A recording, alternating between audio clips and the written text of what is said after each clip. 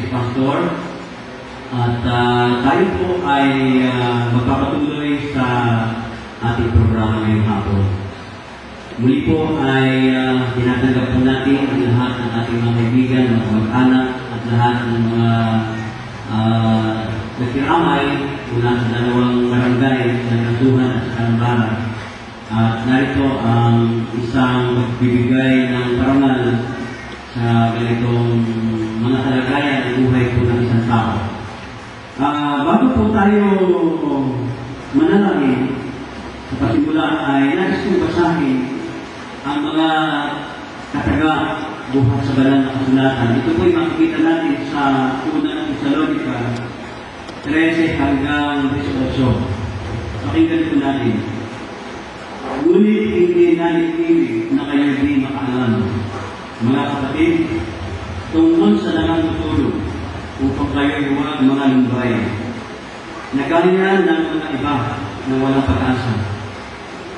Sapagkat kung tayo ay nagsisambantayan sa Jesus ay namatay at nabuhay na magmuli, ay gayon din naman ang nakatutulog kay Jesus ay dadalhin ng Diyos na kasama niya. Talatang 15, sapagkat ito'y sinasabi namin sa inyo sa salita ng Panginoon na tayong mga bubuhay na nakatitira hanggang sa pagpahinga ng Panginoon ay hindi tayo matutunan sa anumang paraan sa nanatutulog. Ito sa sapagkat ang Panginoon din ang bababa mula sa langit na may isang sigaw, may tinig ng arkanghel at may tatak ng Diyos. At ang namatay kay Kristo ay unang mabubuhay na maguli.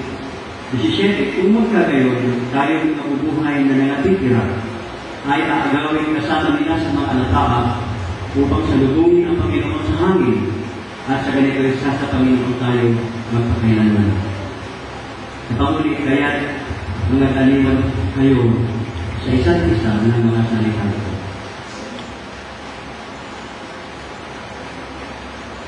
At po si tayo para po sa ating pagkakalangin.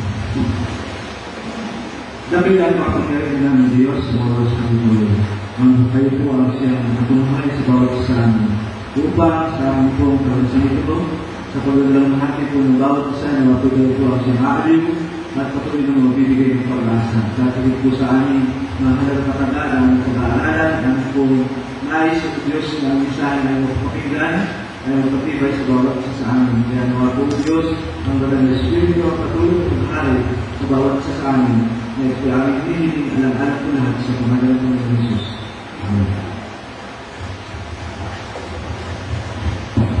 Sa ganitong mga pangyayari ng kapatid ay hindi naalis na ating nakita kung ano ba talaga yung naging tunay na buhay ng isang tao.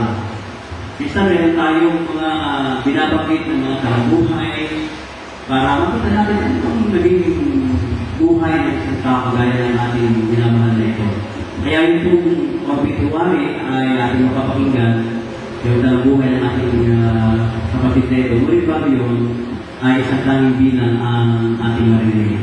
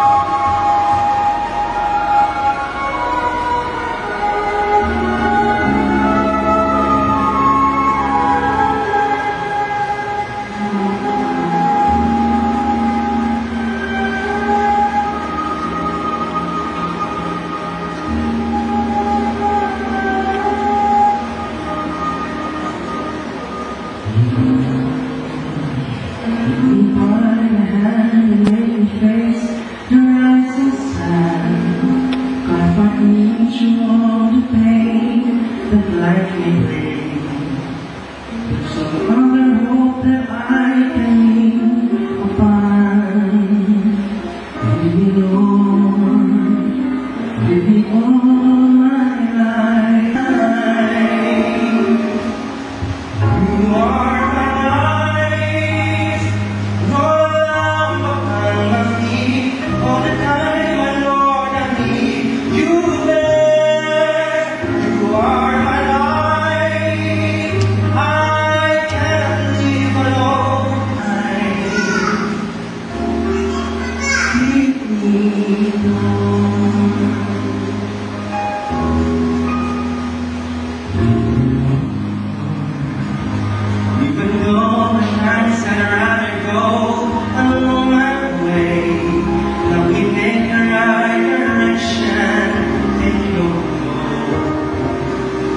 Keep me, Lord, and never leave my side.